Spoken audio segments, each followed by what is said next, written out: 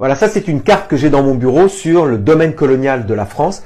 Et cette carte a été dressée par Joseph Forest dans les années 1930 et elle est dans toutes les écoles de France pour bien expliquer aux jeunes Français que la France, à l'époque, possède un immense domaine colonial qui est présent dans le monde entier. Et avec une simple carte comme ça, on comprend absolument comment fonctionne un empire, comment fonctionne la propagande autour d'un empire. Déjà, la France est représentée ici. Là, vous avez la carte du monde avec les domaines coloniaux, donc que ce soit en Afrique, que ce soit ici en Indochine.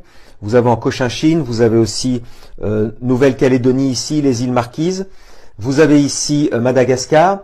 Ensuite, la Guyane qui est liée avec Guadeloupe, Martinique. Ici, vous avez Guadeloupe, vous avez Saint-Martin.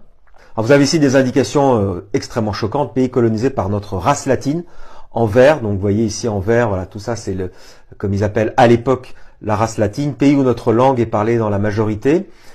Sinon, alors évidemment, c'est ici, le français est parlé ici et ici. Et là, vous voyez autre chose très frappante quand on est en Afrique ici. Vous avez ici des matières premières, comme par exemple le coton, banane, manioc. Vous avez la palme, vous avez le riz, vous avez ici le caoutchouc par exemple. Si on va en Nouvelle-Calédonie, vous avez du nickel, vous avez de l'anthracite, du fer, du cobalt, du coton, du café, ici coco, ici vous montez en Cochinchine et vous avez le riz, les forêts.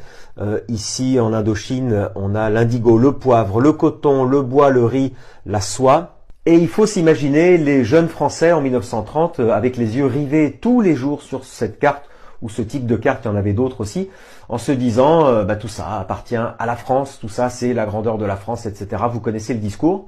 N'oubliez pas que j'ai aussi une newsletter gratuite à laquelle vous pouvez vous abonner, il y a le lien sur mon profil, et je commente entre autres l'actualité. Dieu sait s'il se passe des choses dans l'actualité en ce moment.